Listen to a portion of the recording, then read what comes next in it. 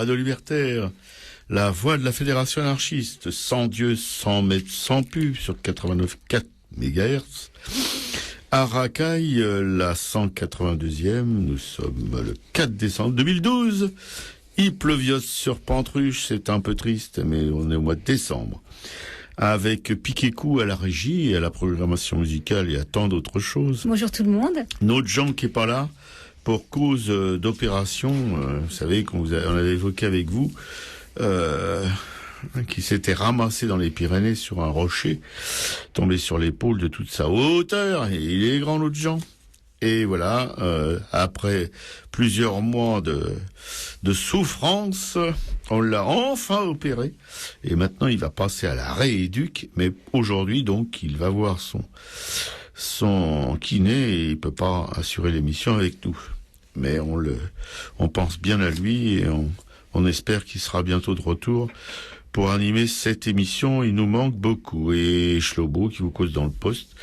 De l'artiste dans... Ah oui, j'ai oublié. On a ce matin un jeune homme aussi dans la régie qui s'appelle... Sébastien. Qui doit faire un mémoire pour sa boîte, son école. Et qui donc va passer l'heure et demie avec Piquet-Cou dans la régie pour voir un peu comment tout ça se passe. Il n'est pas complètement innocent de ce travail, mais bon, ça va le permettre d'en remettre une couche. Donc, cette émission est consacrée, comme vous le savez, à l'artiste dans la société, l'artiste en dehors de celle-ci, l'artiste et l'engagement politique en toc. Et là, les artistes, ils sont au large.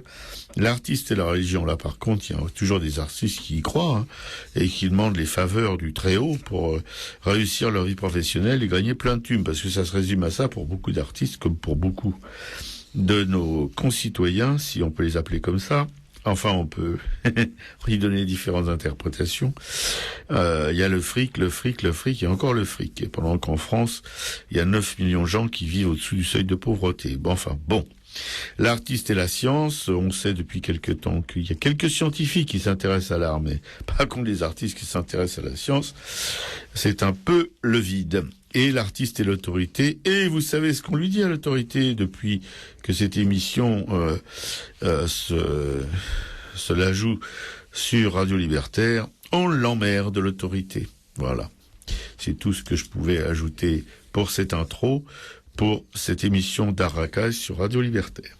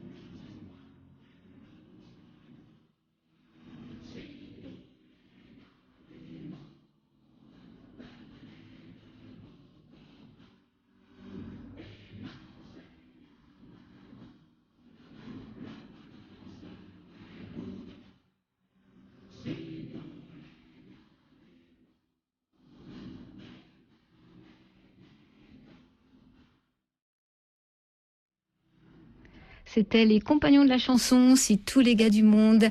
Je vous rappelle le numéro du studio si vous voulez nous joindre pendant les pauses musicales, le 01 43 71 89 40.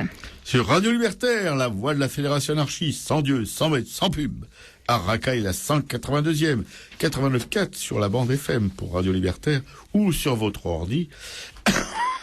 Vous tapez Radio Libertaire et vous pouvez le suivre en direct, en live, comme on dit, dans le monde entier. Voilà, si tous les gars du monde, c'est la nouvelle internationale. Version un peu plus light, un peu plus... Voilà, les compagnons de la chanson, c'est une chanson qui a peut-être 60 ans. Enfin bon, c'est un peu rafraîchissant dans ce monde dans lequel on pourrit gentiment. Et voici tout de suite un communiqué dans la mini-tube de Luminance de Raymond Lascience, où d'habitude je la ramène en premier.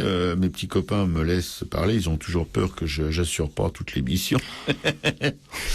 Un communiqué de la FA concernant FA, la Fédération anarchiste, on est une radio libertaire, donc on a des communiqués militants, concernant Notre-Dame-des-Landes, où la lutte continue. Eh oui. Je vais pas vous la faire toute parce que bon, le texte est quand même long et puis on n'est pas des marxistes ici, on n'est pas forcément pour les grands discours. Dans le bocage de Notre-Dame-des-Landes, car c'est effectivement resté un bocage puisque depuis le temps que ça se bagarre là-bas, il y a rien qui était fait et le remembrement n'a même pas eu lieu là-bas, donc c'est resté tel que avant le remembrement, c'est-à-dire avant la guerre, etc. C'est une zone de bocage, quoi. Les occupants et occupantes de la ZAD, zone à défendre, depuis presque 5 ans pour certains, avaient déjà donné un visage particulier à la lutte contre le projet d'aéroport et contre le monde qu'il représente. C'est surtout le monde qu'il représente, ce projet d'aéroport. Au-delà des analyses sur les répercussions écologiques et les dommages sociaux du projet, au-delà de la contestation d'une force d'aménagement du territoire et d'une manière de décider, l'autoritarisme déguisé en une pseudo-démocratie, oui, enfin c'est à l'échelle régionale, c'est ce qui se passe à l'échelle nationale, c'est une leçon de vivre ensemble qui se construit sur ces terres. Là, a été adoptée une forme de vie autogestionnaire. Elle est basée sur des assemblées générales souveraines et donc, la prise de décision est collective pour tous les aspects de la lutte, comme pour la gestion du quotidien, production et partage de nourriture, habitat, moyens de transport, culture. Voilà. Alors c'est évidemment, cet îlot de résistance et de vie autrement a été considéré par le pouvoir politique et économique comme une alternative potentiellement subversive à plus large échelle, un kyste pour le ministre de l'Intérieur. Mais enfin, Valls n'est pas un dérapage près, hein. C'est ce qui explique le déploiement hallucinant de forces de l'ordre pour qui tout doit disparaître et le plus vite possible. Elles n'ont pas rechigné à la violence et n'ont pas hésité à détruire des lieux de vie ainsi que des biens, vélos, lits des habitants. Les zadistes, terme générique recouvrant de multiples individualités aux visions diverses, ont su tisser des liens avec leurs voisins et construire un réseau de personnes concernées alentour. Aussi, dès que la répression a commencé, la résistance s'est organisée et a bénéficié de soutien de plus en plus large. La détermination des zadistes, ça c'est un terme que j'aime pas beaucoup, enfin bon, face aux forces de l'ordre et le modèle alternatif qu'ils montrent ont séduit bien au-delà des clivages politiques actuels. Voilà, alors des manœuvres diverses et variées de partis politiques pour essayer de discréditer tout ça, pour essayer de foutre la pète à tous ces gens qui se battent depuis un certain nombre d'années contre ce projet un peu démago, complètement démago même, et le gouvernement évidemment qui tente toujours enfin de séparer les opposants des méchants anarcho-autonomes, spécialistes de la guérilla urbaine, on rigole, alors que de fait l'ensemble des contestataires fait front commun. Mais il faut toujours désigner un bouc émissaire, et les anards sont toujours les mieux placés pour remplir ce rôle. Le succès de la manifestation du 17 octobre en témoigne. Au-delà du nombre, plus de 30 000 manifestants, c'est la créativité de l'événement qui a marqué. Nombreux panneaux de personnages aux messages poético-politiques, innombrables chansons et slogans conçus pour l'occasion, surtout, il y a eu la construction collective en gestion des maisons et des abris en bois et paille. J'aime bien. On est en plein retour à la case départ. Bon. Mais plus sérieusement, le fonctionnement autogestionnaire mis en place par les gens qui occupent cette zone bouleverse la donne politique. Nous rencontrons de plus en plus de personnes initialement méfiantes, et on peut les comprendre, quant aux capacités autogestionnaires des humains, qui reconsidèrent leur point de vue. Elles s'enthousiasment même pour cette forme de vie collective, respectueuse de l'individualité dans laquelle chacun participe selon ses moyens et ses envies. Voilà, oui, c'est vrai que dans le public, largement, pour en parler largement, lorsqu'il s'agit de choses comme ça à bâtir en commun, il y a quand même un gros doute, parce que nous sommes tous des putains d'individualistes forcenés, et tout ce qui est collectif nous fait peur. Même au-delà des soutiens actifs, une bonne partie de la population qui ne suit que de loin ce qui se passe sympathise avec ce combat. En effet, la destruction des terres agricoles, de bocage et surtout les partenariats publics-privés qui illustrent parfaitement l'entourloupe capitaliste permettant aux privés d'obtenir des profits alors que la prise en charge des pertes est assurée par les collectivités publiques. Et tout ça, ça a de plus en plus de mal à passer dans l'opinion publique. J'avais dit, j'irai pas jusqu'au bout, mais vous allez avoir droit à tout. Voilà. Alors, le combat autogestionnaire de la ZAD, avec l'entraide qui est développée, montre que l'on peut coordonner des activités, assurer une certaine justice sans avoir recours à l'État. Et là, chapeau à tous les camarades qui sont impliqués là-dedans, qui consacrent tout leur temps, toute leur énergie, voilà, avec une issue évidemment incertaine, comme dans tous ces combats contre les moulins à vent. On est en plein don quichotisme. Le Premier ministre de l'État français, le premier sinistre de l'État français, Monsieur Hérault, je m'appuie sur le canard, c'est deux, le sinistre ministre. Le premier sinistre, oui. Jean-Marc Ayrault a pu déclarer « Nous ne nous laisserons donc pas dicter une vision du monde qui n'est pas la nôtre. » Pauvres cons. Leur vision est tellement débile qu'on a honte d'être de tels propos. Voilà. Quand on se dit responsable d'un pays et des êtres humains qui y vivent. Moyen de dire qu'il voudrait nous dicter la sienne. Oui, c'est un peu ça. C'est un mégalo qui veut... Voilà, c'est toujours la même chose, quoi. C'est comme la pyramide du Louvre, c'est comme la bibliothèque Mitterrand, c'est comme le musée d'art moderne. Enfin bref. De fait, nous ne partageons pas la même vision du monde. Nous ne voulons pas du monde de l'exploitation et du profit, de la destruction de la nature et des animaux. Nous voulons construire un monde sans hiérarchie, basé sur l'entraide, où il fait bon vivre, l'utopie parfaite. Comme vous voyez, ça c'est tout à fait un art. La Fédération anarchiste dénonce la violence étatique et soutient l'opposition à l'aéroport telle qu'elle s'est engagée par la ZAD et ses soutiens. Utilisant tous ces réseaux, ces groupes de militants, sa radio, sa presse, sa radio, ce matin, vous écoutez, la Fédération anarchiste appuie pleinement la lutte en cours et se fera toujours l'écho des alternatives autogestionnaires mises en place ici, à la ZAD, et partout ailleurs en France et dans le monde. Oui, parce qu'il y a des anarches qui se bougent le cul un peu partout dans le monde. Il n'y a pas que dans la région de Nantes. La Fédération anarchiste appelle à rejoindre la lutte sur le terrain, à participer partout aux initiatives de soutien, ou à créer là où il n'y en a pas encore. Voilà, j'ai terminé. Maintenant, notre camarade Piquet-Cou, ou non, oui, c'est Piquet-Cou qui va s'y coller. Donc je vais faire la minute de militance de notre camarade Jean. Donc il avait un billet qui s'appelle « Les excès du productivisme et l'utopie du bio ». Suite à un article assez tendancieux du Nouvel Observateur qui affirmait il y a 2 ou 3 semaines, mais je schématise, que le bio est déjà pour près de la moitié aux mains de la grande distribution et que le label AB étant parfois difficilement vérifiable, celui-ci s'apparentait carrément à une arnaque. Les associations Génération Future et Rassemblement pour la Planète ont adressé un droit de réponse au journal qui reprend point par point ces affirmations. Ainsi, sur les fraudes, si elles existent, comme dans toute activité humaine, les associations estiment qu'il faut se garder de les exagérer. Quelques cas isolés ne peuvent discréditer l'ensemble d'une filière. Un fournisseur d'AMAP tricheur, soit, mais 1 sur 1200. Pas de quoi en faire un plat. Ainsi aussi, et heureusement pour les Ukrainiens, toute l'Ukraine n'a pas été polluée par Tchernobyl. Et jeter le discrédit sur tout le blé bio venant de ce pays sans vérification ni enquête n'est pas sérieux. Ainsi encore, l'affirmation du journal selon laquelle les produits bio ne seraient pas plus nutritifs est-elle une contre-vérité ? Les données scientifiques, faites dans divers pays depuis 10 ans, montrent en effet des teneurs plus élevées en certains minéraux, magnésium, fer ou zinc, en vitamine C, en antioxydants et polyphénols dans les produits végétaux et des teneurs plus importantes en lipides oméga 3 dans les viandes et en particulier dans le lait de vache et ses dérivés. Ainsi également, l'autre affirmation selon laquelle les produits bio ne seraient pas plus sains, alors que les fruits bio contiennent en moyenne 24 fois moins souvent des résidus de pesticides que les conventionnels, moyenne européenne donnée par l'EFSA, et encore beaucoup moins si l'on compare les quantités présentes.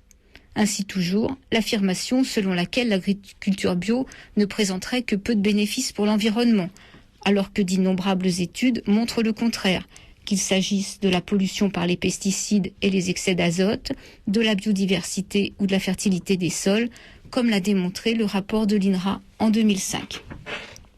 C'est d'ailleurs parce que cet impact est avéré que la France a lancé le plan éco-phyto de réduction d'usage des pesticides et que l'Union européenne s'est dotée d'une stratégie thématique sur l'utilisation durable des pesticides afin de proposer des mesures destinées à réduire l'impact de ces substances sur la santé humaine et sur l'environnement. L'auteur de l'article laisse également entendre que les méthodes bio d'élevage des volailles ne se différencieraient du conventionnel que par la taille des poulaillers. Lamentable provocation, même si l'on peut légitimement s'inquiéter des assouplissements introduits par le nouveau cahier des charges européen. L'auteur laisse encore entendre que les rendements seraient plus de 2 fois inférieurs à ceux du conventionnel, alors que 2 études récemment publiées par des revues scientifiques ont estimé la baisse de rendement à 20% en moyenne, ce qui recouvre d'ailleurs des réalités extrêmement différentes. Des baisses importantes pour certaines cultures dans les pays comme la France, où l'on atteint des rendements records en conventionnel, mais aussi des augmentations, parfois considérables dans de nombreux pays du Sud. Quant à affirmer que le bio n'est pas généralisable, le rapporteur spécial sur le droit à l'alimentation de l'ONU pense lui que l'agroécologie pourrait au contraire nourrir la planète, alors qu'il faut plus d'1 tonne de pétrole pour produire 1 tonne d'engrais. Bref, si bien sûr tout n'est pas rose ni vert au pays du bio, cet article jette tout de même le trouble sur les motivations réelles du nouvel observateur. Bien. Voilà. Donc, mon petit billet à moi maintenant. Oui, alors on va voir la totale. Hein. Voilà. Donc, qui se cache derrière Havas et Change.org. 24 heures pour la Palestine, quelques heures pour empêcher une horrible loi anti-gay en Ouganda, le pouvoir aux citoyens et non aux pétroliers, sauvons les terres des Maasai en Tanzanie, soutien à Cocopelli, autant d'appels à pétition que vous avez probablement reçus dans votre boîte mail si vous naviguez régulièrement sur le web et que vous participez à des réseaux militants. J'ai bêtement et trop hâtivement signé l'une d'elles en soutien à Cocopelli, un clic malencontreux aussitôt confirmé par un mail peu de temps après, appelant surtout à ne pas signer un texte circulant sans le consentement de l'intéressé et véhiculant des informations erronées. C'est suite à cette pétition que Dominique Guillet, président fondateur de Cocopelli, a mené sa petite enquête sur ces organisations. Havas et Change.org mettent en ligne chaque jour plusieurs dizaines de pétitions. Havas est apparu sur le web en 2007 et a été créé en 2006 par MoveOn.org et Res Republica. Derrière Havas et Res Republica se nichent 3 individus. Tom Perriello, un ancien membre du Congrès US, grand soutien d'Israël. Riken Patel, consultant à la fondation Bill Gates et Rockefeller entre autres. Tom Pravda, un ancien diplomate d'Angleterre, consultant pour le ministère de l'Intérieur US, tous multicasquettes au sein d'organismes reconnus. MoveOn a reçu des fonds en 2003 de George Soros. Qui est George Soros ? L'un des membres du groupe Bilderberg et du Council for Foreign Relations, tous deux créés par les Rockefeller.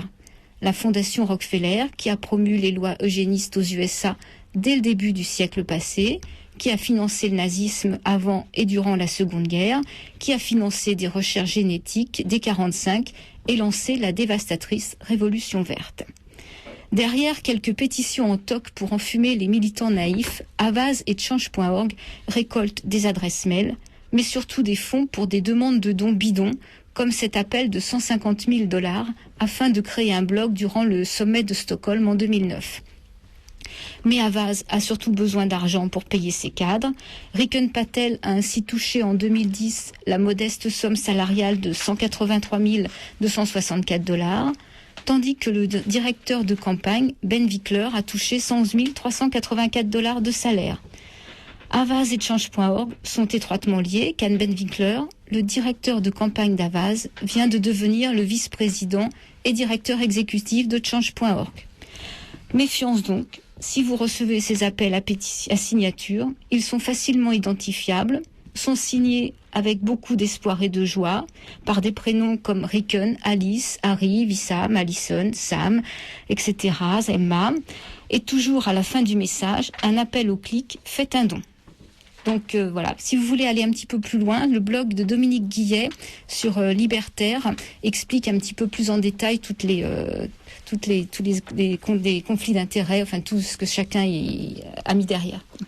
Bien sûr, encore une comme on sait de la thune avec les désastres auxquels les humains sont soumis. Voilà, on connaît bien ça chez les artistes parce que on a toute une bande d'escrocs qui vivent grassement sur la misère des artistes en leur faisant miroiter des paradis de thunes sur la terre, moyennant finance évidemment. Voilà, c'est toujours réconfortant d'entendre ces news.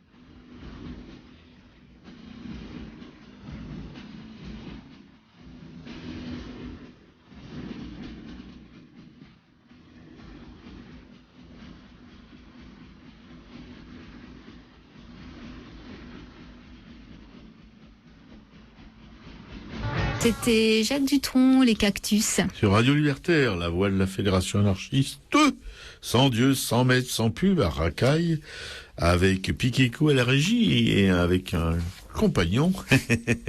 C'est quel collège, au fait? Polyzère, c'est à Ivry-sur-Seine. À Ivry-sur-Seine, ok. Tu peux nous expliquer un peu pourquoi tu viens ce matin ici, nous polluer l'atmosphère? C'est pour mon stage. Ouais. Je suis en 3e et voilà, j'ai choisi de faire un Radio Libertaire. Et on m'a dit que vous étiez d'accord pour que Bien sûr qu'on est d'accord, évidemment. Voilà, Surtout avec un papa comme ça, on peut pas ne pas être d'accord. Ouais, on lui doit bien ça. Ouais. Merci encore. Hein. Non, pour rien. C'est nous qui sommes heureux de te recevoir, je te dis, parce que avec ton père, voilà, on aime beaucoup ton père et donc on suppose que ses enfants doivent être aussi super que lui. Ce matin, on continue avec Michel Péramore, vous savez, les escaliers de Montmartre, etc., Valadon et compagnie. Et cette fois-ci, c'est le deuxième volet le deuxième bouquin de Michel Péramore, Le Temps des ivresses. Le Temps des ivresses est le second tome du roman épique de la butte Montmartre. Un siècle nouveau s'annonce. Maria Valadon est devenue Suzanne Valadon. Elle a 35 ans. Et si, suivant Picasso, Modigliani, nombre d'artistes quittent la butte pour Montparnasse, Suzanne Valadon reste fidèle à son quartier. Elle a bien retenu les leçons de Puvis de Chavannes, de Toulouse-Lautrec, de Renoir et de Degas, et son talent éclate au grand jour, un peu avant que son fils, Maurice Utrillo, ne devienne célèbre à son tour, et c'est Piquet-Cou qui s'y colle. Sur le chevalet, au pied du lit, était posée la dernière toile. Un bouquet de fleurs rouges, avec sous sa signature ces quelques mots maladroitement écrits. « Vive la jeunesse ». Un détail avait choqué Francis Carco. Cette croix sur la poitrine de la morte, alors qu'elle était restée jusqu'à la fin de sa vie étrangère à la religion. Francis doutait des propos de Lucie Valor. Elle avait fini par se rapprocher de Dieu. Alors, nous lui donnerons des obsèques religieuses. Dans notre condition, vous comprenez, il ne pouvait en être autrement. On avait prudemment écarté Maurice Utrillo de la cérémonie à Saint-Pierre-de-Montmartre. De même du cortège conduisant le corps au cimetière de Saint-Ouen où l'attendait Madeleine. Pauvre Maurice, lorsqu'il avait vu sa mère sur son lit de mort, il avait eu une telle crise de nerfs que Valentin avait dû le reconduire au Vésinet. Il avait sangloté des heures et des heures. Il avait renoncé à peindre des jours et des jours. C'est décidé. Francis n'ira pas à ce vernissage. Il déteste Paul Pétrides, dont Lucie, en revanche, s'est entichée. Un vampire comme la plupart des marchands d'art. Suzanne les détestait de même. Elle lui disait « Jamais je ne signerai de contrat avec des marchands. Je veux pouvoir vendre mes œuvres seule, à qui me plaît, à mes conditions, sans contrainte de production, les offrir si ça me convient. C'est ça ma politique. » Elle s'en était tenue longtemps à cette conception de son métier. Francis se dit qu'il est temps de se remettre à la tâche. Les éditions du Milieu du Monde lui réclament le manuscrit de son recueil de souvenirs, Nostalgie de Paris. Il y parle de ses amis peintres et écrivains, d'Utrillo notamment, avec un parallèle constant avec François Villon, le poète maudit. De Suzanne aussi, bien sûr, des phrases qui sonnent comme un ultime adieu. Cette très grande artiste qui fréquentait vers 1885 l'atelier de Lautrec et qui transmit plus tard à son fils Utrillo les leçons qu'elle avait apprises, non seulement du peintre de la Goulue, mais de Renoir lui-même, et surtout de Degas, assurait la liaison entre nos trois générations. Après bien des hasards, elle s'était fixée sur le versant nord de la butte, dans une ancienne maison de la rue Cortot. Elle a jusqu'à sa mort peint, avec une fougue qui la mettait en transe, des nus si bien modelés et construits, des paysages si denses et des natures mortes si savoureusement orchestrées et subtiles, que ceux de ses admirateurs qui la connaissaient mal ne voulaient point admettre que tant de frénésie et parfois de violence aboutit chez cet être orageux à tant de force, de fermeté, d'équilibre. Francis relut son texte. Il en était assez satisfait. Un être orageux, cette expression lui plaisait. La Suzanne Valadon qu'il avait connue était bien une fille des orages. Il se laissa aller dans son fauteuil et alluma sa 24e cigarette de la journée. Ça, c'est pas bien, hein. Suzanne Valadon, Le Temps des ivresses, est publié chez Robert Laffont. Vous pouvez commander le livre, toujours comme tous les mardis, comme on vous le recommande tous les mardis, auprès de la librairie Publico, 145 rue Amelot, 75 011 Paris, métro Oberkampf, Figuier-Calvaire ou République. Et le téléphone est le 01 48 05 34 08, je répète, 01 48 05 34 08. Et le site www.librairie-publico.com. Voilà. Si vous avez, comme on vous le recommande tous les mardis, oui, essayez de, si vous le pouvez, si c'est pas trop de contraintes, vous déplacer ou commander à la librairie qu'on parle net, mais faites-le. Ça aidera cette librairie à vivre encore longtemps, on l'espère. Voilà. Moi, je vous rappelle le numéro du studio, le 01 43 71 89 40.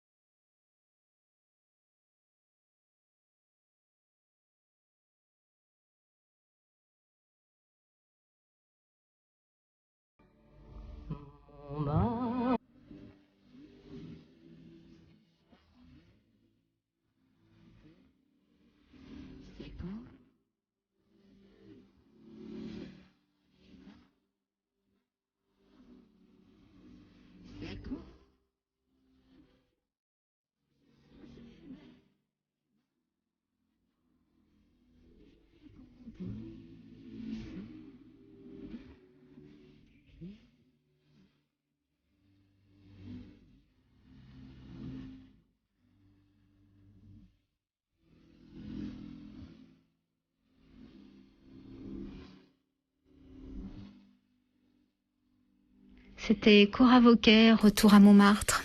Sur Radio Libertaire, vous êtes toujours sur la plus rebelle des radios, sur 89.4, sur la bande FM, à Racaille, Piquet-Quoi à la régie, avec un jeune homme, le fils de Laurent, qui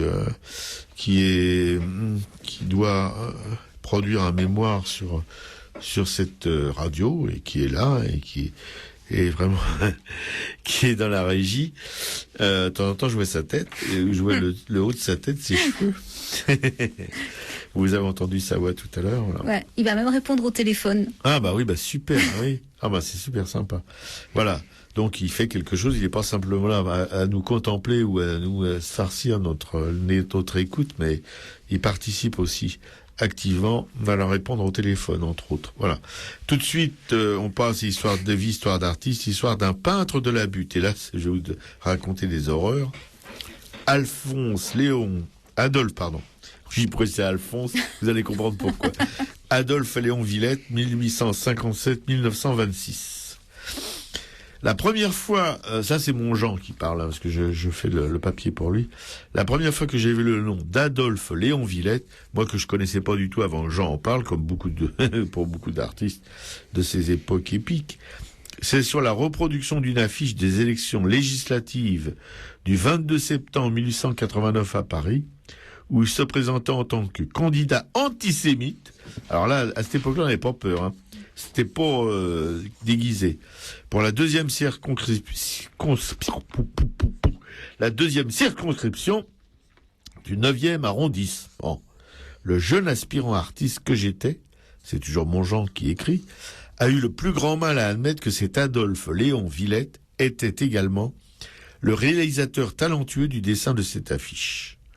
Il faut dire que c'est plutôt gratiné. Écoutez bien. À côté d'un Gaulois brandissant une tête de cochon et piétinant le Talmud, un texte nous dit en toute élégance « Électeurs, les Juifs ne sont grands que parce que nous sommes à genoux.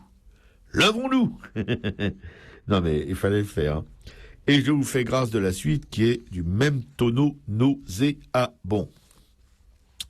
Régulièrement dans cette émission, nous nous plaisons à poser la question. Un grand artiste peut-il également être le pire des enfoirés? Et la réponse est invariablement oui, bien sûr. Fils de colonel, ceci expliquant peut-être cela, Villette entre à l'âge de 18 ans aux Beaux-Arts, où il sera l'élève de Cabanel. Un an après ses débuts, au salon de 1881, il s'installe à Montmartre, où il loue un atelier au 20 rue Véron. Il illustre Victor Hugo, peint des fresques et des vitraux, dessine des cartes postales, des affiches publicitaires, des couvertures de livres et des menus de brasserie en échange d'un repas. Ce qui n'a pas beaucoup changé depuis cette époque-là pour pas mal de rapins d'ailleurs. Oui, en échange d'un repas, nous on va dans les soupes populaires, enfin la version moderne des restos du cœur. Ou les choses du secours populaire, ou du secours catholique, enfin bref. Ces représentations de Pierrot et Colombine vont lui valoir une certaine popularité. Villette ignore autant l'académisme que la révolution impressionniste. Sa palette est volontairement limitée à des harmonies de gris et d'ocre. À partir de 1886, il s'éloigne de plus en plus de la peinture qu'il ne retrouvera qu'à l'occasion de grandes décorations pour se consacrer au dessin, où il participe avec Rodolphe Salis et Émile Goudot à la création du cabaret Le Chat Noir, qu'il décore de panneaux de son fameux Pars Dominé, aujourd'hui en dépôt au musée de Montmartre. Au Chat Noir, il fréquente Toulouse-Lautrec, Signac, Pissarro, pourtant Pissarro en nanar, hein, Van Gogh ou encore Seurat. Mais il décore également d'autres cabarets et restaurants de la butte Montmartre. L'Auberge du Clou, la Cigale, j'aime bien l'Auberge du Clou, la Cigale, le hall du bal Tabarin, ça aussi c'est adorable, la Taverne de Paris, ainsi qu'un salon de l'Hôtel de Ville de Paris. En 1889, c'est lui qui décore aussi le mythique Moulin Rouge. Villette collabore tour à tour au journal Chat Noir, au Courrier français, au Triboulet, au Rire et à la Libre Parole, sans oublier l'assiette au beurre, la fameuse assiette au beurre. Il fonde plusieurs publications, Le Pierrot, La Vache Enragée, pas la vache qui rit, la vache enragée, Le Pied de Nez, ou encore les humoristes avec Stenlen. Comment un mec dessiné une affiche antisémite pourrie a pu collaborer avec Stenlen, c'est un mystère. Bon. 2 ans après sa pétarade antisémite des législatives, il va prendre la défense du communard Jean-Baptiste Clément, créateur du Temps des Cerises, qui vient d'être condamné pour ses activités syndicalistes et militantes à 2 ans de prison et 5 ans d'interdiction de séjour. Vous voyez, il y a des choses quand même dans la vie qui sont toujours aussi zarbies, qu'il faut pas forcément condamner les gens pour des choses qui leur a échappé en quelque sorte. Enfin bon. C'est pas à nous de refaire l'histoire et d'être des justiciers. Tout ça, ça nous gave un peu quand il s'agit de parler de justice, etc., etc.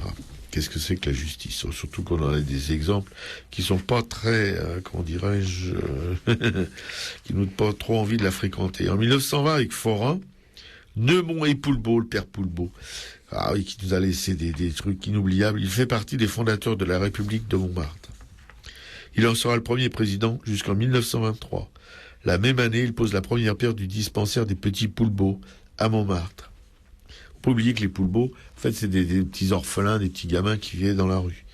Adolphe Léon Villette meurt en 1926 et est inhumé au cimetière de Montparnasse. Un an plus tard, le nouveau square inauguré au pied du Sacré-Cœur est baptisé en son honneur Square Villette. Il va porter ce nom jusqu'en 2004, le 8 février, à la suite d'une délibération du Conseil de Paris souhaitant sanctionner son engagement antisémite. Ce square est rebaptisé au nom de la communarde montmartroise Louise Michel. Oui, ça on préfère quand même. Quand même, ouais. Parce qu'il y a des choses qui sont terribles. Enfin bon, tous les hommes ont le droit de se tromper, mais bon, quand on sait ce qui s'est passé après, la Shoah n'était pas encore passée par là. Donc, mais après que la Shoah soit passée par là, on peut difficilement rétroactivement pardonner, enfin ou oublier, ou passer sous silence de tels dérapages.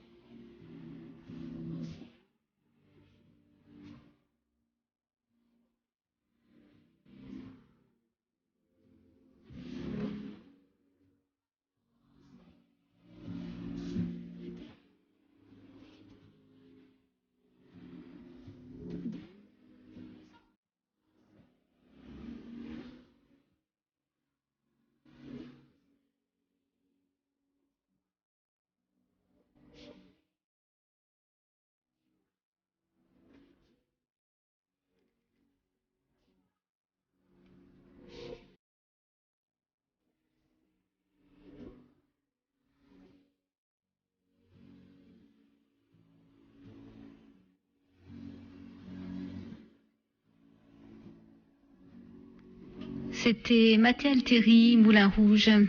Sur Radio Libertaire, à Racaille, avec Piquécou à la régie, et un jeune assistant dynamique, Sébastien, qui est là, missionné quasiment par son école, il faut le faire quand même, et qui a choisi Radio Libertaire. Elle a pu choisir d'autres radios. Non, il a choisi Radio Libertaire, et on le remercie. Voilà, pour tout de suite, notre camarade, donc Pichechou, va vous causer dans le poste de Suzanne Valadon. Ah oui, parce que depuis le temps qu'on tourne autour de Suzanne Valadon, on va en parler un petit peu plus quand même. Donc Suzanne Valadon. Suzanne Valadon, elle est née en 1865 et est morte en 1938. Donc Marie-Clémentine Valade est originaire de Bessines, dans le Limousin. Elle est née de père inconnu et d'une mère blanchisseuse qui décide de monter à la capitale rechercher le père de son enfant, qu'elle ne retrouvera pas. Elle s'établit à Montmartre, qui est encore un village. Marie-Clémentine, dite Maria, est très jeune. Elle aime déjà dessiner avec ce qui lui tombe sous la main. Déscolarisée, sa mère lui trouve très tôt des petits métiers, bonne d'enfant, apprentie modiste, dame de compagnie. Elle est acrobate dans un cirque jusqu'à ce qu'une chute l'oblige à arrêter. À 15 ans, elle devient modèle de Puvis de Chavannes pour son tableau « Le bois sacré, cher aux arts et aux muses ». Sa maîtresse, il paraît que non. À 18 ans, elle rencontre Miguel Outrio. De leur liaison naît Maurice Valadon, qui ne sera reconnu par son père que bien plus tard et prendra alors le nom de Maurice Outrio. Maria pose également pour Renoir, Toulouse-Lautrec, avec qui elle a une liaison passionnée, voire destructrice, mais Lautrec l'encourage à travailler. Elle continue de dessiner et son trait est affirmé à l'image de son caractère. Elle fréquente les cabarets montmartrois en vogue, le Lapin Agile, le Moulin de la Galette, le Chat Noir. Elle rencontre Éric Satie, dont elle fait le portrait et dont elle sera la seule relation intime. Quand elle rencontre Degas, ce dernier l'encourage à poursuivre et la soutient. Ça, c'est le passage que nous avions lu il y a 2 semaines dans l'émission, quand Degas lui dit vous êtes des nôtres. Il quitte Montmartre. Voilà. C'est le passage que nous avions. Elle prend le nom de Suzanne Valadon. À 30 ans, elle se marie avec un banquier riche et ambitieux, et ils quittent Montmartre pour un pavillon à Montmagny et vivent tous ensemble. Madeleine, la mère de Suzanne, de plus en plus fatiguée, Maurice et Paul Moussy, son mari. Maurice boit de plus en plus, Suzanne peint et son talent s'affirme. Puis le couple se sépare après quelques années. Suzanne a rencontré André Hutter, un ami de son fils. Il a 20 ans de moins qu'elle et peint également. En 1911, en 1911 se déroule la première exposition individuelle de Suzanne Valadon chez Clovis Sagot.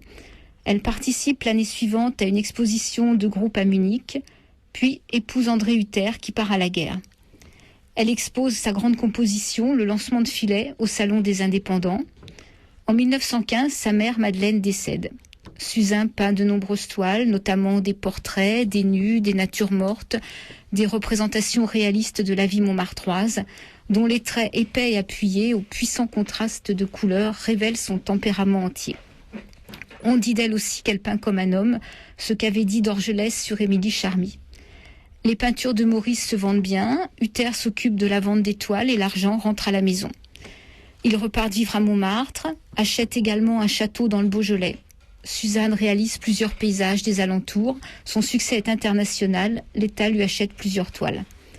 À la fin de sa vie, Suzanne Valadon se lie d'amitié avec le peintre Gazi le Tatar, puis elle est victime d'une congestion cérébrale et meurt le 7 avril 1938. Elle est enterrée au cimetière parisien de Saint-Vincent à Montmartre. En 2009, une exposition à la Pinacothèque, donc Valadon et Outrio, au tournant du siècle à Montmartre, a permis de faire un peu une rétrospective de ses toiles ainsi que de celles de son fils. Et il y a également, donc, dont on avait parlé déjà 2 fois dans l'émission, le musée Montmartre, rue Cortot, où on peut avoir la chambre de Suzanne Valadon. Merci Dominique.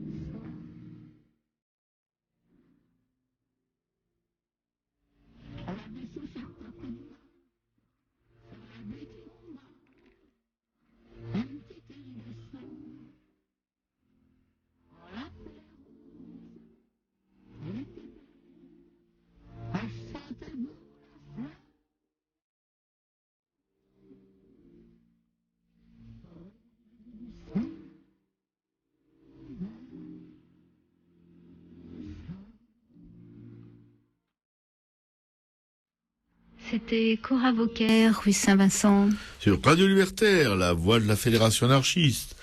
Elle est toujours sans Dieu, sans maître et sans publicité, la voix de la Fédération anarchiste à Racaille, avec Piquet-Co à la régie, en compagnie d'un jeune étudiant. Vous pouvez me rappeler son prénom, cher camarade? Sébastien. Sébastien, voilà.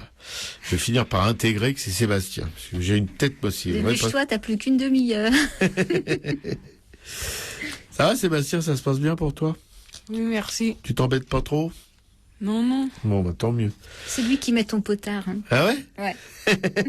Merci Sébastien. Voilà, cette chanson, La rue Saint-Vincent, moi, qui me fait toujours beaucoup, qui me bouleverse, parce que pour moi, c'est Montmartre. Voilà, c'est vraiment le parfum de Montmartre. C'est voilà, surtout au mois de novembre, décembre, là, quand les rues sont grises, mouillées, le pavé est mouillé, etc. Et voilà, et Maurice Utrillo, lui, sa vie, sa peinture particulièrement, puisque c'est un peintre, évoque irrésistiblement pour moi aussi, comme la rue Saint-Vincent, Montmartre, l'air de Montmartre, le Montmartre de la commune, le Montmartre populaire, le Montmartre même paysan, parce que c'était Montmartre, on vous l'a expliqué dans une précédente émission, où il y avait plus d'une quarantaine de moulins qui tournaient à Montmartre, pas le moulin bidon comme le moulin rouge actuel ou le moulin guerre, mais des vrais moulins. Où on écrasait le froment, quoi, voilà. Et alors, Maurice Utrillo, une de ses marottes, quand il était jeune homme, était de savoir à combien de galons il aurait droit si on instituait dans la peinture une hiérarchie comme dans l'armée. S'il avait caporal, simple soldat, caporal, sergent, adjudant, sergent-major, adjudant, sous-lieutenant, enfin bref, toute la hiérarchie, quoi, jusqu'au maréchal, probablement, qui n'est pas un grade, mais plutôt qu'un truc honorifique. Voilà. C'est rigolo parce qu'il a jamais fait son service militaire, évidemment. Et sa maman et sa grand-mère ont connu la Commune de Paris, ont connu Louise Michel, ont vu des gens qu'ils aimaient fusillés par les Versaillais. Voilà, parce qu'ils habitaient vraiment au cœur de la fusion. Il naît à Paris en 1883, 12 ans après la Commune, un fils naturel de Suzanne Valadon. On suppose Maurice Utrillo, mais il n'y a rien qui puisse l'affirmer, il n'y avait pas de test de paternité à cette époque-là. Voilà, collégien d'abord, le petit Utrillo, puis en 1899, employé de banque. On imagine Utrillo dans une banque, fort en chiffres pourtant, et déjà faible devant la bouteille. Enfin, la bouteille, il buvait de la piquette surtout à cette époque-là. Il fallait en boire beaucoup pour tituber de zinc en zinc et vivre au rythme de la cuite et du chef-d'œuvre quotidien. Pour ça, il a quand même vécu 71 ans. Hein. Justement au rythme de la cuite et du chef-d'œuvre quotidien. Par exemple, l'aspect éclatant d'une muraille blanche, le roux qui chante d'une boutique repeinte, d'un taudis dont les planches gondolées pètent. Voilà ce qu'Utrillo a peint, avec une âme naïve, primitive et barbare. Il a trouvé tout cela sur cette butte que les démolisseurs déjà défiguraient. Voilà, oui, parce que la butte a commencé à être défigurée depuis ce temps. Puis après, avec le Sacré-Cœur, ça a été l'apothéose, quoi. Voilà.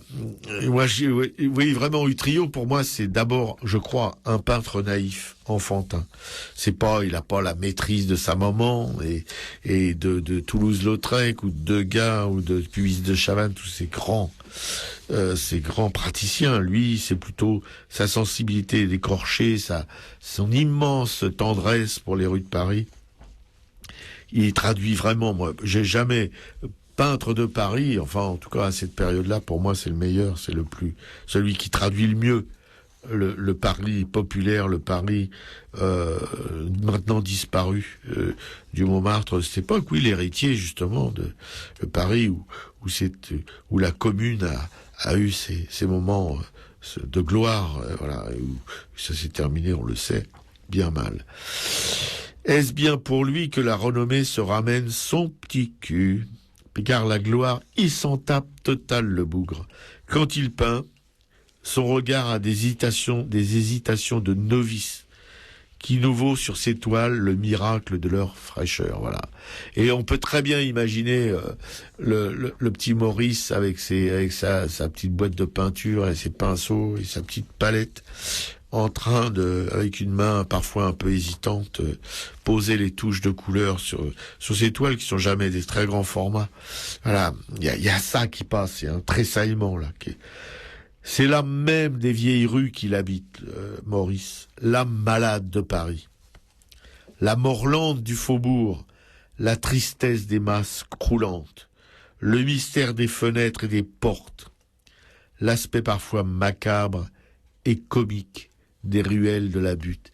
Et il y a parfois des petits personnages très naïfs qui éclairent ou qui mettent des petites touches de couleurs supplémentaires sur ces petits formats si formidables. Alors évidemment, Utrillo a été copié, mais d'une manière invraisemblable. Il y a des copies qui circulent, on a beaucoup de mal à se retrouver dans la masse de copies qui circulent de faux, et lui-même faisait des faux. Alors bon, il faisait des faux de ses faux.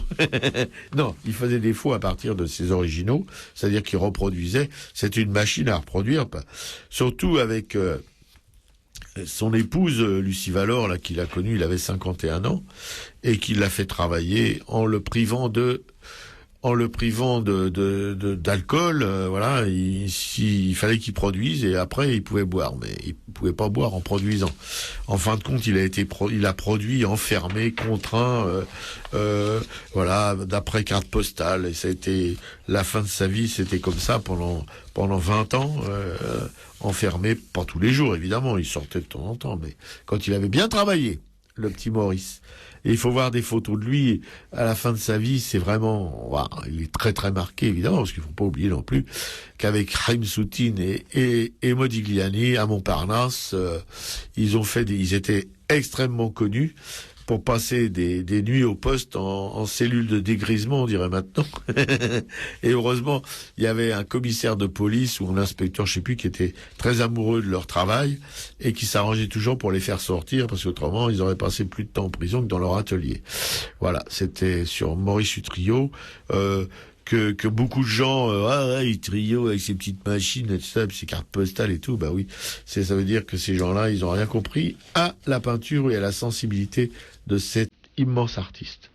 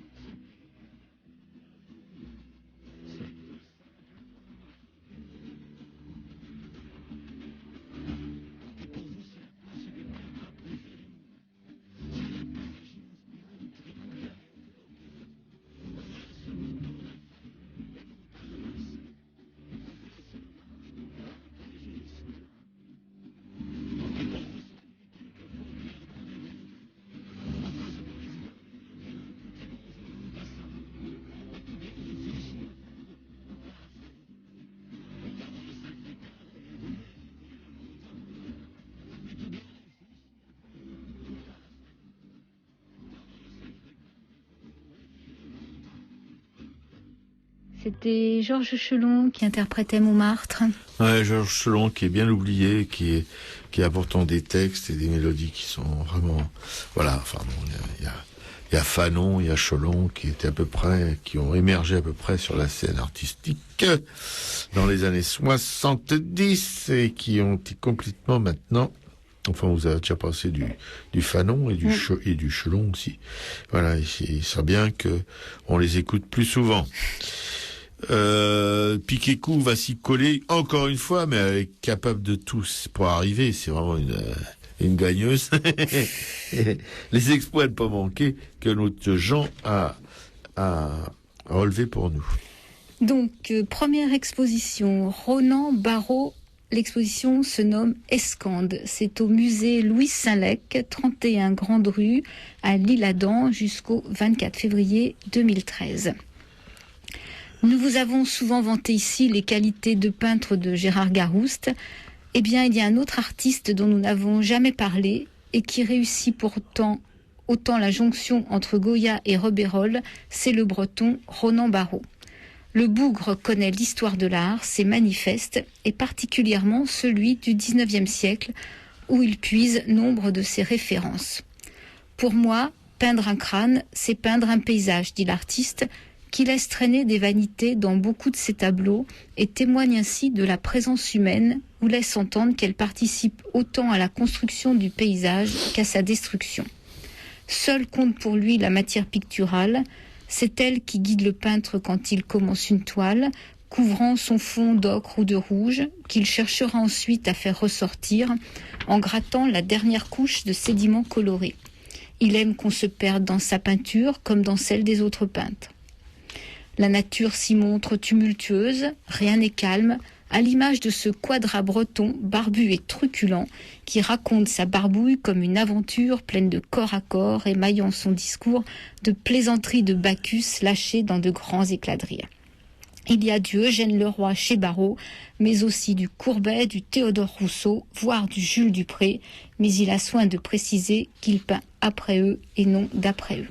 Eh ben, je vais y courir. Ça donne envie. Hein. Ah oui, tout à fait, oui, bien sûr. Deuxième exposition, Félix Thiollier. Ça, c'est au musée d'Orsay. Encore un grand inconnu. Jusqu'au 10 mars 2013. C'est tout bonnement la première monographie parisienne consacrée à Félix Thiollier. L'exposition met à l'honneur cet industriel stéphanois qui, à l'âge de 35 ans, décida de devenir rentier afin de se consacrer à sa passion d'amateur d'art. Assouvi à travers une activité d'édition destinée à promouvoir tant la sauvegarde du patrimoine forésien que l'œuvre de ses amis peintres, cette passion fit naître un talent de photographe amateur longtemps sous-estimé. Son œuvre est immense et contrastée, son originalité découle avant tout d'une soif intarissable de pittoresque. Cette mécanique du regard devait le conduire, de paysages champêtres en scène de la vie rurale, à l'évocation sensible d'un monde industriel largement ignoré par la photographie française au tournant des 19e et 20e siècles. Oui, c'est vraiment... Apparemment, ce sont vraiment des expositions passionnantes à aller voir. Ouais.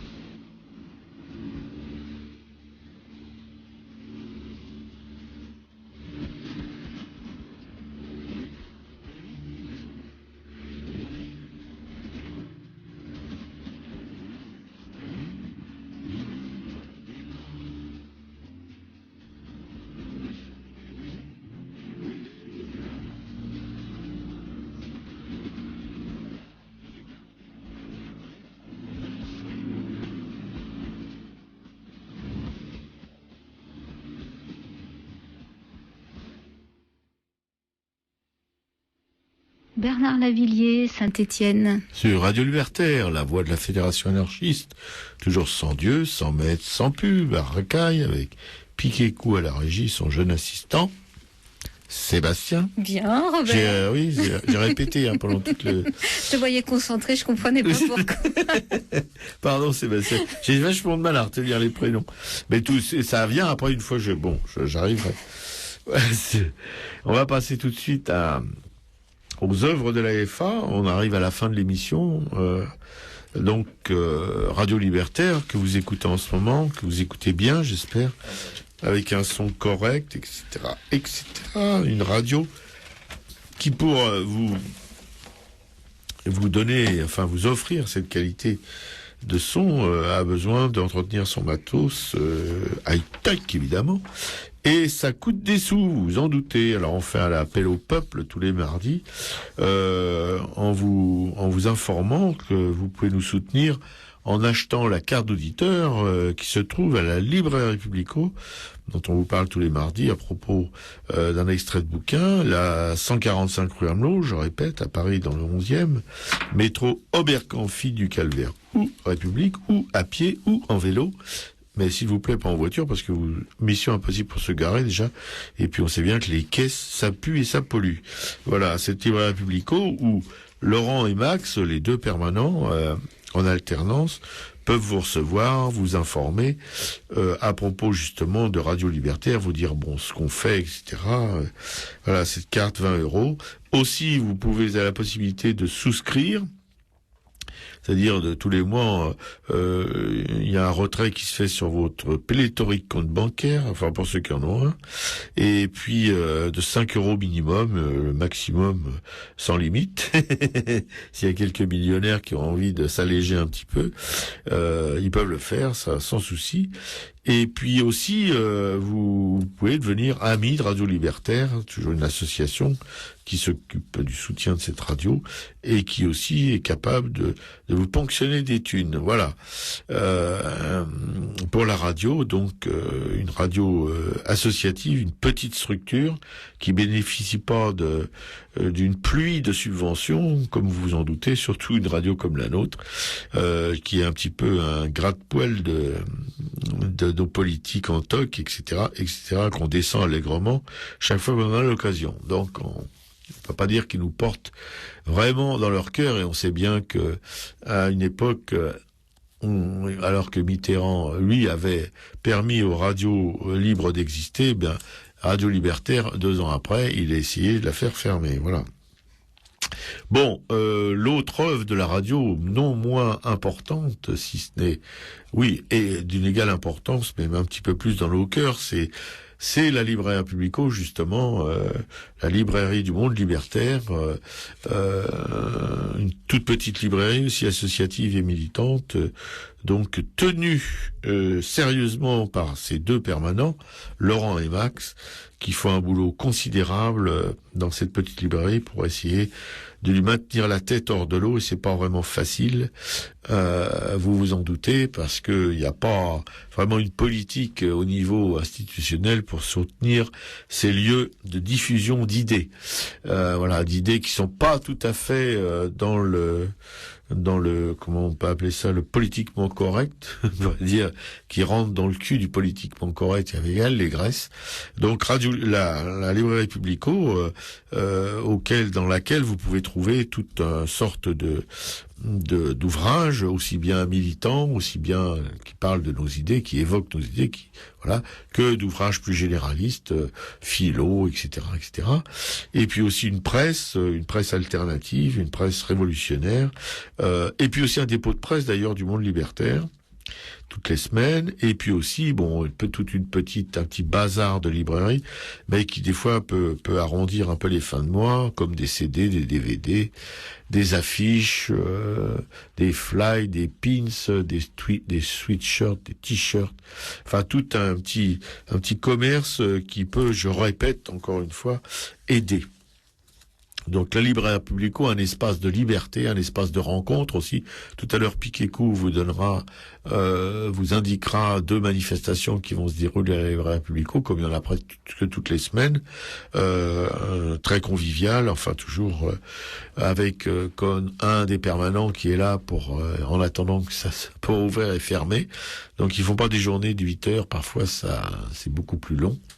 Et voilà, et c'est beaucoup plus fatigant. On les remercie d'ailleurs, Laurent et Max. Voilà, on est nous conscients de l'importance de leur travail.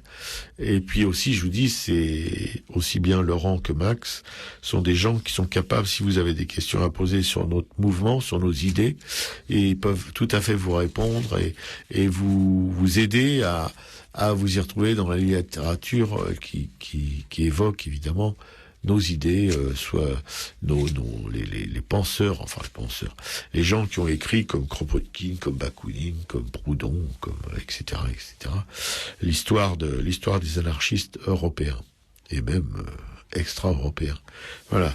Et puis le Monde libertaire, l'hebdo de la Fédération anarchiste, comme un hebdo, ça paraît toutes les semaines, ça fonctionne un hebdo, qui est en dépôt à la libraire Publico, vous pouvez l'acheter. Il est dans quelques kiosques aussi de la capitale. Vous pouvez aussi vous y abonner, toujours en vous adressant à la libraire Publico, à Laurent ou à Max, qui sera très heureux de pouvoir prendre des abonnements. Le Monde libertaire, un magazine où vous pouvez lire des papiers concernant évidemment l'anarchie, des textes de gens, de militants, mais aussi des textes de plumes étrangères à la FA, mais qui sont sympathisants, ou qui même ne sont pas franchement hostiles en tout cas. Il y a pas de gens d'extrême droite qui écrivent dans le Monde libertaire.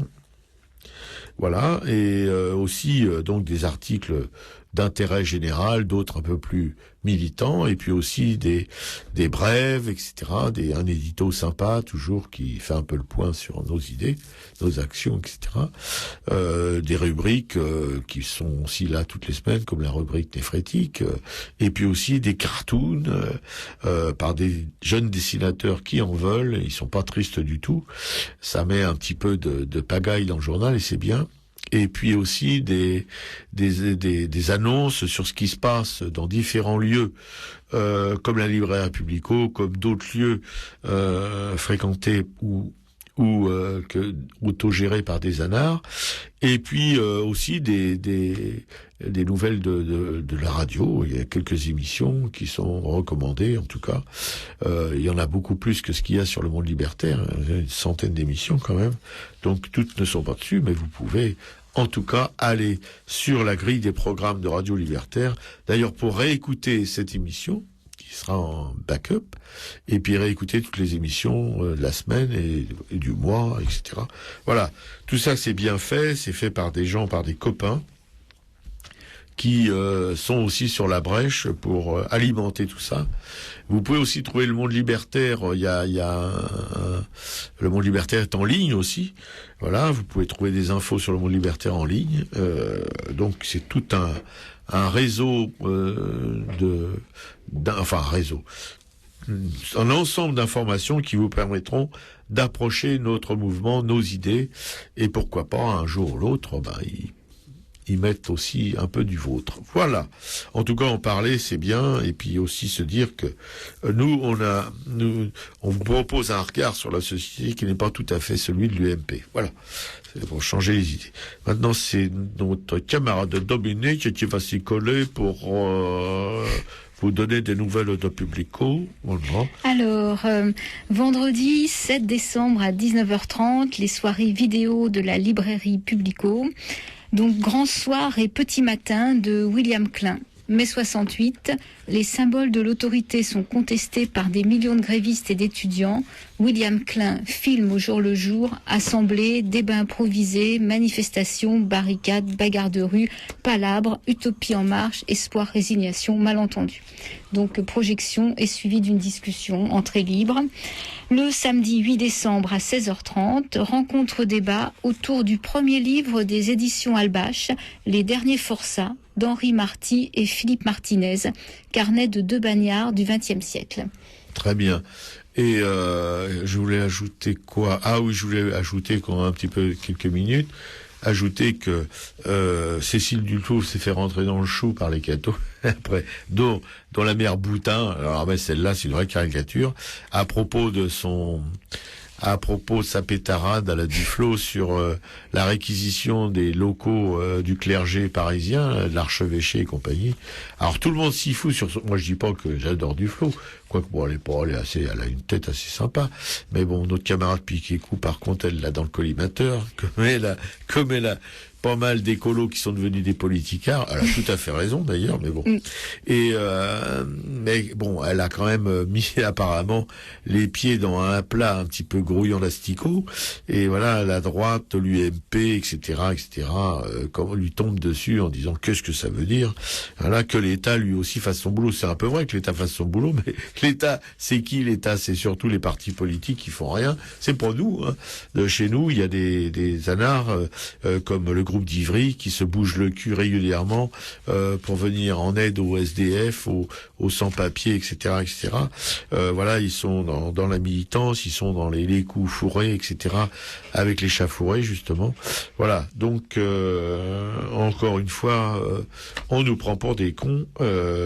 On sait que les soi-disant 18 000 places pour les sans-abri sont complètement le SAMU tout ça peut plus répondre aux demandes, et les curtons ils renaclent et l'État s'en tape pour trouver des lieux d'hébergement pour ceux qui restent encore dans la rue en ce moment et qui vont crever. Voilà. Si notre petit camarade, ah oui, je voulais lui dire à Sébastien que on aimerait ici avoir son mémoire parce qu'on pourra en parler à la radio. Hein, comment? Non, je disais que ça serait sympa quand tu auras fait ton mémoire, Oui. que tu nous le passes et qu'on en parle à la radio, quoi, qu'on évoque ce que tu en as retenu de cette matinée ici. Oui, moi ça me gênera pas. Ouais. Bon, ok. Et tu as quelque chose à ajouter pour cette... Non. Non? Non, tu t'es pas trop... Non, sinon, oui, j'ai bien aimé votre émission, j'ai écouté et j'ai noté des choses. D'accord. Ouais, c'est ça qu'on aimerait bien connaître, tu vois, parce que comme ça, si tu veux, pour pas que tu sois venu comme ça, puis que tout ça soit oublié, qu'on dise la prochaine fois aux auditeurs, voilà, Sébastien, ce qu'il a retenu, voilà, tu vois, ce que tu vas écrire là-dessus, quoi, tu vois. Oui, je vous le donnerai. Non, c'est sympa. Merci Sébastien. Puis on était très heureux de te recevoir. On sent que t'es pas un zozo qui vient ici pour faire du genre, quoi, tu vois, que tu t'as bien intéressé à ce qui se passe dans cette radio. Merci Sébastien et à bientôt. Et puis un bon mémoire surtout. À bientôt. Merci. À bientôt. On peut dire peut-être que normalement la semaine prochaine on a un invité, un jeune éditeur de BD qui devrait venir parler de son boulot. Ouais. Oui, bien sûr, oui. Bah, tu peux oui. Un éditeur qui a commencé en éditant 3 BD, mais il y en aura d'autres sur la guerre de 14 vue par les Anglais. Et je vous assure que c'est pas triste. Et les héros de cette BD, ça déménage. Hein. C'est pas vraiment pas des gens qui sont dans le consensus qui acceptent ce qui leur arrive sur la gueule. Voilà. Voilà. À la semaine prochaine. Au revoir. Salut.